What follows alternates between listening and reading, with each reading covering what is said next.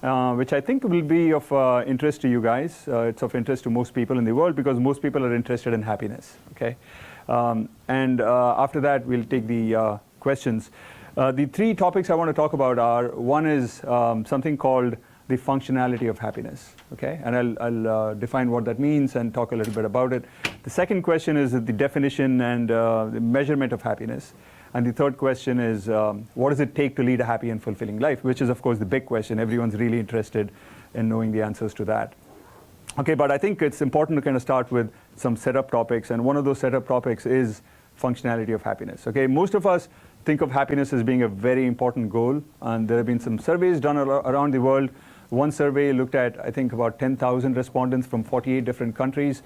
And these respondents had to rate different life goals, you know, making money, being successful, being smart, being close to God, right?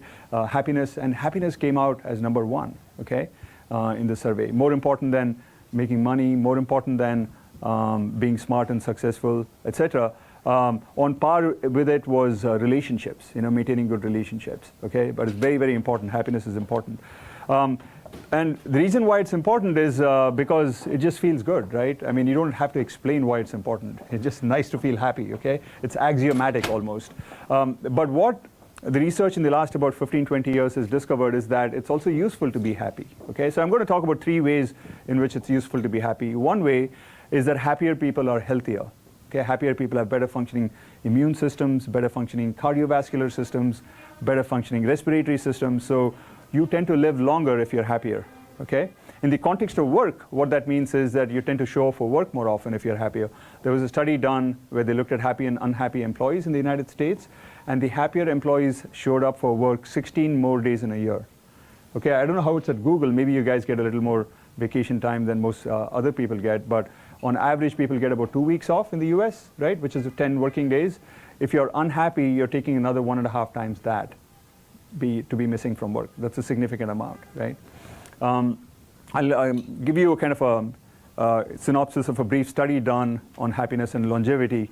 This was done with nuns up in a monastery in Massachusetts. This is a 100-year-old study, okay? They looked at these nuns, you know, whole life. They categorized these nuns into the happy nuns, medium happy nuns, and unhappy nuns. And the way they did it was by looking at the journal entries that these nuns had made when they entered the monastery. It was mandatory to maintain a journal, and so everybody's happiness was recorded when they entered the monastery. And the happy nuns had written things like, oh, I'm so happy to be here. This is where I wanted to be since I was an 8-year-old girl, and I'm one with God, with my sisters, you know, doing the kinds of things I wanted to do, eating healthy food, listening to, you know, these spiritually uplifting talks, and so on and so forth, okay? The unhappy nuns said things like, you know, this is kind of boring out here, okay? Life out there is a little more exciting, but I don't know, I'm stuck here. I don't really know how to kind of make my way through life outside. It's too chaotic out there, but this is not nice either. I mean, this is boring, okay? But anyway, I'll just kind of bide my time here, that kind of a thing, okay? Medium happy nuns were in between, and they looked at how long these nuns ended up living. Okay, on average, these nuns ended up living about 85 years old, okay? So that's a lot, right? That's 6, 7, 8 years more than the average American lives, okay? So if your only aim is to live a really long life, then you might want to consider becoming a nun, okay? But the really big theme, interesting theme that emerged from this was that the happiest group of nuns outlived the least happy group of nuns by a whopping 11 years. Okay, 11 years, that's a huge amount.